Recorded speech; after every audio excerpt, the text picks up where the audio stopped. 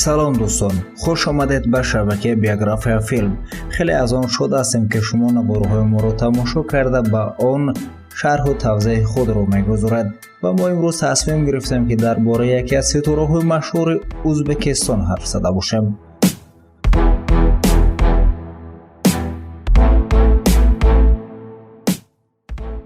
مونیسا رضاییوا سراینده و هنرپیشه ازبکستان است که راهی او به قله‌های موسیقی و هنریش سنگین بوده است.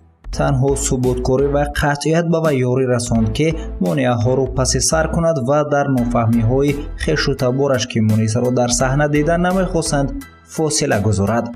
آوازخوان و هنرپیشه ماهی اکتبر سال 1986 در پایتخت ازبکستان تولد شده است.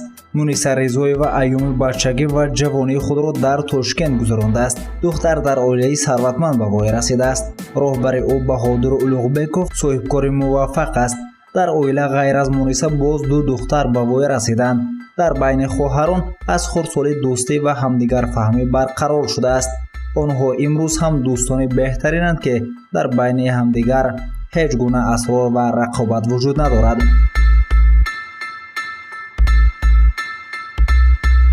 در سن 6 سالگی مونیسا به وکال عادت کرد، اما والدانش این را یک محفل به حجو می‌فرستادند. پدر به طور قطعی سرایندگی دختر را در پرتو کسبی آینده‌اش رد می‌کرد. صاحبکاری ثروتمند می‌خواست که فرزندانش در دانشگاه‌های اروپا تحصیل خوب بگیرند و دختر را متخصص ساحه دور از صنعت می‌خواست ببیند. اما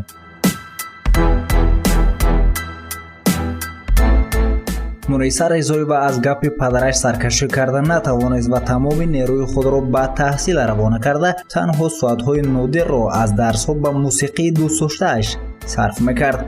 اما وی نتوانست شوق و هوس خود را از وکال دور کند.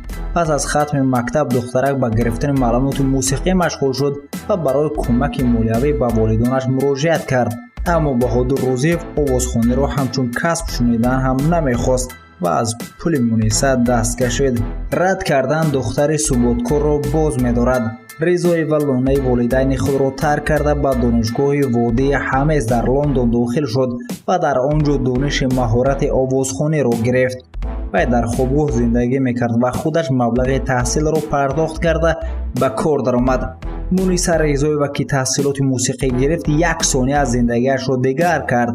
در دانشگاه و مهمانخانه انگلیا پدرش نیروی او را شاد کرد و به سوی آشتی قدم نهادند. پدر و مادر به دخترش در گشودن مهمانخانه در زادگاهش کمک کردند. مونیسا سال 2014 به جایزه ملی اعتراف سرفراز گردیده و عنوان سراینده سال سرفراز گردید.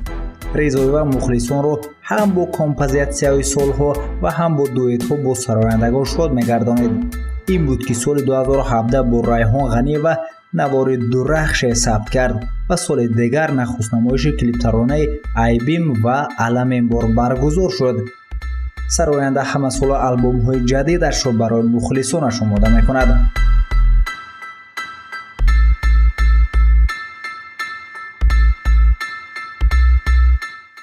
مثل هر یک ستاره شو بیزنس مونیسا رضاییوا از آوازها و غیبت‌ها در کنار نموده است، زیرا توجه هزارها مخلصان به او و حیات شخصی او جلب کرده شدند.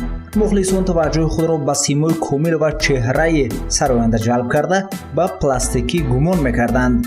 پارامترهای وی واقعاً تاثیر بخشند و لب‌ها در عکس سال‌های قبلی و رسم‌های حاضر گرفته شده با نمود پرقوت فرق می‌کند. خود ستاره برای آوازها غذا می‌دهد.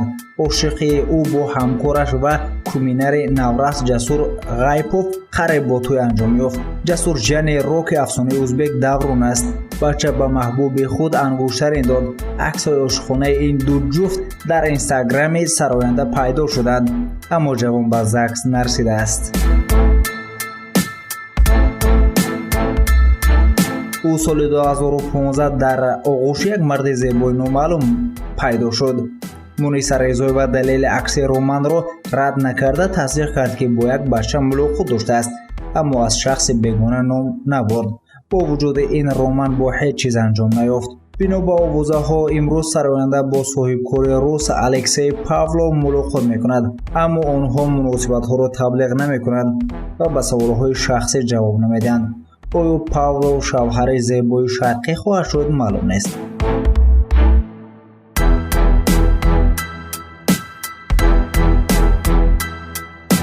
در حال حاضر مونیسا رضایی‌وا دختر تجارت خود را دارد، اما با ایجادیات وکال دقت زیاد می‌دهد. مونیسا را ستاره افزاینده صحنه معاصر می‌گویند. رضایی‌وا همچون سراینده در ازبکستان محبوبیت زیاد دارد، اما ثباتکاری در رسیدن به هدف و مهنت‌دوستی صفت‌هایی می‌باشند که برای او دورنمای وارد شدن به سطح جهانی باز می‌کند. در سال 2019 ستاره با همکسبش اولیاقبگ رحمت‌اللهیف به دوستداران موسیقی کلیپ ترانه جدید را پیشکش کرد که در یوتیوب میلیون‌ها تماشابین را پیدا کرده است. عزیزان، با همین تمام اگر یک معلومات جدید شد از شما خواهش می‌کنم لایک و پادپیس کانال را فراموش نسازید.